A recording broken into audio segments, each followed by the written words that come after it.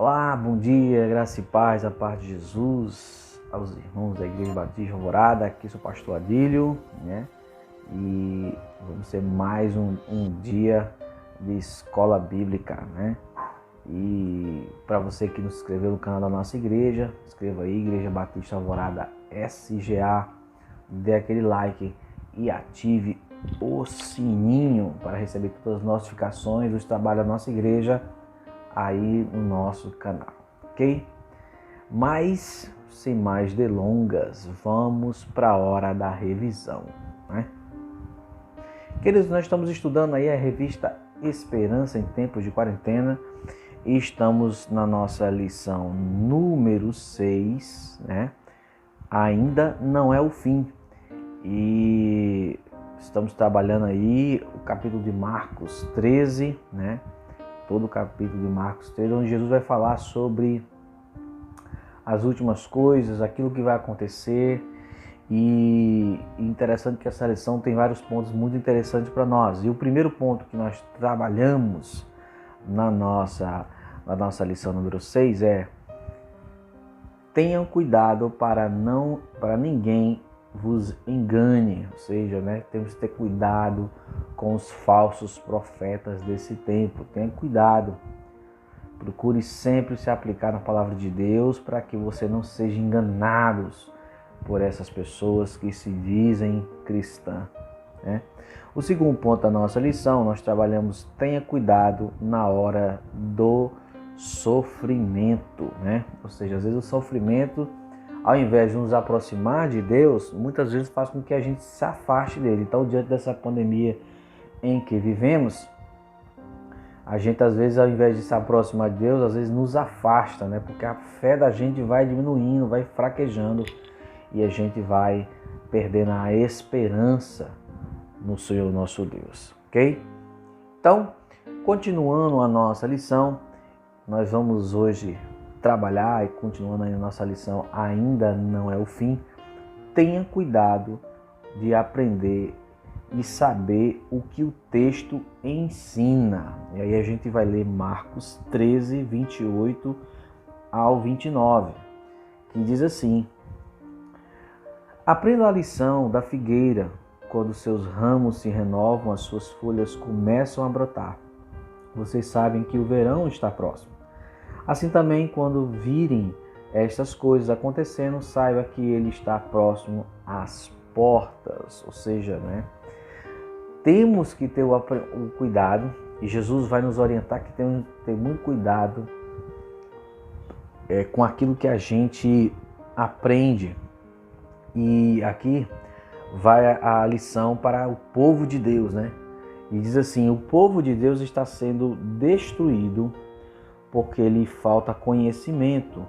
Uma pessoa sem conhecimento se torna vulnerável e pode ser facilmente enganada, né? E aí a gente vai ver isso no capítulo de Oséias 4, 6, onde Oséias vai estar trabalhando isso, que diz assim, ó: o meu povo foi destruído por falta de conhecimento. Uma vez que vocês rejeitaram o conhecimento, eu também os rejeito como meus sacerdotes. Uma vez que vocês ignoraram a lei do seu Deus, e eu também ignorarei os seus filhos. Ou seja, né? Naquele tempo o povo se afastou de Deus, né? Procurou outros deuses, se afastou do Deus verdadeiro, da palavra de Deus, a lei do Senhor, e assim se perdeu no meio do caminho. Ou seja, a gente tem que ter muito cuidado para que ninguém nos engane, no sentido que a gente precisa se aproximar mais das Escrituras bíblicas. A gente vê muitas pessoas com muitas dificuldades porque não conhecem as Escrituras Sagradas. Há muitas pessoas que se apresentam em nome do Senhor Jesus em seu lugar e em diferentes tempos, nossa história, né? Da nossa história. Elas podem confundir os crentes que não aprendem bem a palavra de Deus. Satanás e seus servos operam sinais, prodígios e com propósitos malignos e realizam plágios, imitações fraudulentas do poder de Jesus e torcem o sentido das suas palavras com um propósito escusos, né? Ou seja, em tempos, o inimigo vem tentando, né, usar muitos falsos profetas, né, para nos iludir com datas de coisas que, dizendo que algumas coisas na Bíblia tem data, tem dia certo, tem hora certa, e iludir aqueles que são cristãos. E às vezes também com milagres, com coisas que a própria palavra vai dizer aí que eles vão nos iludir com essas coisas. Né? Vão nos iludir com outras coisas, né? Lá no livro de Gênesis, quando Moisés se apresenta e joga o cajado e o cajado se transforma na serpente, né? E aí vem Faraó juntamente com os seus sacerdotes, né? Com os seus encantadores, jogam a serpente que também jogam os seus cajados que também se transformam em serpente. Então o inimigo, ele usa essas coisas para iludir os crentes em Jesus Cristo. E a gente precisa estar muito fundamentado na palavra de Deus, buscando a leitura da palavra. E é muito triste ver muitos crentes que ainda não conseguiram ler a Bíblia toda, não conseguiram sequer ler os 4 evangelhos. E isso dificulta muito, cada dia mais, para que essas pessoas possam ser iludidas com esses falsos profetas. Vamos continuar. E agora vamos para o 4º ponto, né? Vimos que nós precisamos ter cuidado com realmente o aprender e o saber o que o texto ensina, ou seja, estudar a palavra de Deus. O 4º ponto é falar de uma outra coisa muito importante. Ele disse: tenha cuidado de orar e vigiar, né? Muito bem. Então, assim como a importância da leitura da palavra, no 3º ponto, agora a gente vai falar sobre oração, né? Orar e vigiar. A gente precisa ter muito cuidado com isso. Precisamos separar tempos, além de ler a palavra, também tempo para oração, né? Oração é uma coisa muito importante, né? E aí Jesus vai dizer isso em Marcos 13, 33 e 37. Olha o que Jesus diz aí, do 33 ao 37. Fiquem atentos, vigiem, né? Vocês não sabem quando virá esse tempo.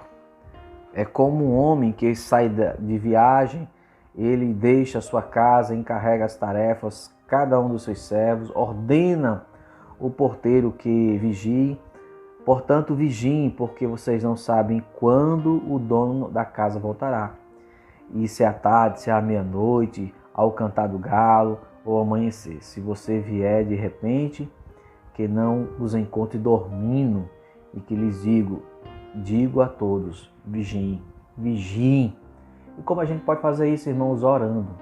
Jesus nos ensinou isso várias vezes, além desse texto, ensinou ali quando Jesus estava no jardim de Getsêmani, que disse aos discípulos e pegou eles várias vezes dormindo, que eles vigiem, né? Porque as tentações são muito grandes, né? A carne é fraca, né? Ou seja, a gente precisa estar vigiando, orando, buscando ao Senhor todos os dias. Então, a leitura da palavra juntamente com a oração vai fortalecer você em tempos como esse que nós estamos vivendo, de incerteza, de dificuldades. Não há como exagerar no valor de orar e vigiar. A oração é uma das marcas mais importantes na vida daquele que crê em Deus. A oração revela a nossa dependência de Deus, a nossa fé no caráter dele como provedor. Ele é a fonte que supre todas as nossas necessidades. Ou seja, quando nós oramos, nós mostramos ao nosso Deus Todo-Poderoso que nós dependemos exclusivamente dele, né? Deus pode suprir nossas necessidades materiais, mas as maiores necessidades que temos são as espirituais. Amor em um mundo cheio de ódio, esperança em um mundo sem esperança, alegria e paciência, sabedoria, né? Portanto, é muito importante orar e vigiar. Ou seja, é muito importante nesse tempo, no mundo em que a gente vive, uma pessoa esteja sempre orando, vigiando, buscando a presença de Deus. Tenhamos cuidado de orar e vigiar cada dia como se fosse o último, é verdade. Temos que orar e vigiar como se cada dia fosse o último, né? E para concluir, né, a nossa lição, nós temos aí, né, 3 perguntas, né? Quando será a destruição do templo? Quando será a volta de Jesus? Quando será o fim do mundo? As respostas de Jesus, em resumo, são ninguém sabe o dia e a hora, mas vocês precisam estar preparados, pois podem ser a qualquer momento, né? Pode ser a qualquer momento. Sabemos que a destruição do templo de Jerusalém aconteceu no ano 70 depois de Cristo, através de Tito. Contudo, a volta de Jesus e o fim do mundo aguardamos com oração e fé, né? Ou seja, precisamos estar aguardando o tempo, a hora certa. Não precisamos estar dando datas nem hora disso. Precisamos crer que ele vai voltar e que a gente precisa estar preparado. Nós precisamos também lembrar dos nossos irmãos, né, da igreja primitiva, que apesar do sofrimento, das perseguições, eles continuaram firmes em Cristo Jesus, né? Eles continuaram firmes com ele, né, e com a esperança dessa volta de Jesus. Habitaremos com ele no novo céu, na nova terra, né? Pois continuar servindo com fé e amor, estejamos prontos, né? Ele é a nossa alegria e a nossa esperança. Vigie e ora. Jesus é a única esperança para as nossas vidas nesse tempo que vivemos. Amém, queridos? E já estamos chegando ao fim. Vamos agora para pensar e agir. O que fazer para que o templo, a liturgia, os cultos e o calendário religioso de nossa igreja não tomem o lugar do nosso relacionamento pessoal com Deus, né? Nós precisamos ter cuidado com isso, para que as nossas programações não venham tomar o espaço precioso da oração e da leitura da palavra, que são coisas muito importantes para o crescimento do cristão. Porque algumas pessoas são seduzidas por falsas doutrinas e falsos líderes. Por que isso acontece? Justamente pelo que a gente viu, pela falta do conhecimento da palavra, como a gente viu em Oséias 4:6, como Jesus orientou, né, lá em Marcos. Como fazer para ter profundidade na Bíblia, na oração e na vigilância? Se colocando extremamente diante da vontade de Deus e regulamentando o seu tempo. Você precisa organizar a sua agenda do seu tempo, do dia. O dia, para nós, tem 24 horas. Então, dessas 24 horas, você precisa separar tempo para oração e tempo para a leitura da palavra, para que você venha crescer. Então, como é que você faz isso? Você precisa determinar isso na sua própria vida. Precisamos mostrar ao mundo que não servimos a Deus em troca de bênçãos materiais. Como isso é possível em tempo de sofrimento? Quando a gente, irmãos, esteja totalmente numa atitude de servo. Como a gente pode fazer isso? Mostrar para o mundo que a gente não serve só a Deus por interesse próprio. Mostrando às pessoas que, apesar de que Deus faça ou não faça, que a cura da pandemia do Covid-19 chegue ou não chegue, nós continuaremos servindo ao Senhor com alegria. Continuaremos servindo ao Senhor Jesus Cristo até que Ele volte, fazendo a sua obra, orando, lendo a palavra, vigiando e proclamando que Jesus é o Salvador. Por isso, meus amados irmãos, possamos crer, porque o tempo está próximo, mas ainda não é o fim. Amém? Chegamos no fim a mais uma lição, né, da nossa escola bíblica e da nossa revista Esperança em tempos de quarentena.